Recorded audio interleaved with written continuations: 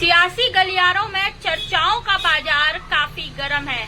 नमस्कार, आप देख रहे हैं दिल्ली की आवाज और लगातार हम अपने चैनल के माध्यम से चर्चा में बने हुए नाम जो कि अगले उपराष्ट्रपति कौन हो सकते हैं, लगातार हम अपने चैनल के माध्यम से आपको बता रहे हैं और कौन कौन जो है उम्मीदवार खड़े हो सकते हैं। वहीं अब सियासी गलियारों में चर्चाओं के बाजार इतने ज्यादा गर्म हो गए हैं कि एक और नाम निकल कर सामने आ गया है, जिसके बारे में हम आपको बताने जा रहे हैं।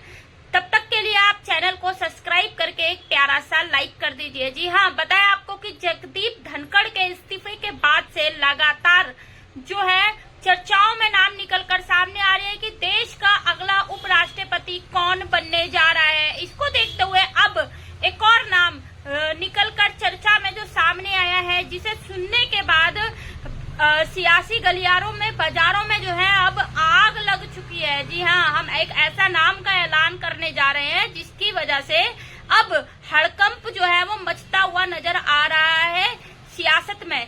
क्या नाम है वो हम आपको बताएं। अगले उपराष्ट्रपति की दौड़ में जो नाम निकलकर सामने आ रहा है वो पूर्व कृषि मंत्री और बीजेपी के वरिष्ठ नेता नरेंद्र सिंह तोमर का नाम निकलकर सामने आ रहा है। फ्रंट लाइन रनर जो है उनका नाम इस टाइम निकलकर सबसे आगे निकलकर सामने आ रहा है कि अब हो सकता है कि अगला उपराष्ट्रपति उनको बना दिया जाए। लेकिन अब जो नाम हमने आपको लगातार अपने चैनल के माध्यम से बताए थे, क्या उनका और इनका मुकाबला होता हुआ दिखाई देगा?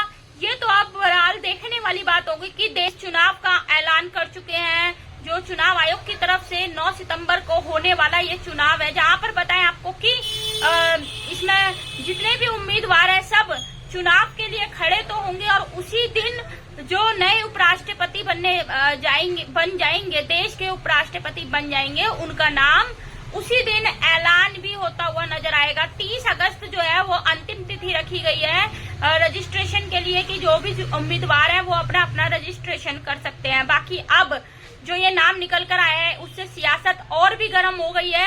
आपको क्या लगता है कि अगला उपराष्ट्रपति देश का कौन बन सकता है? कौन उपराष्ट्रपति देश के वरिष्ठ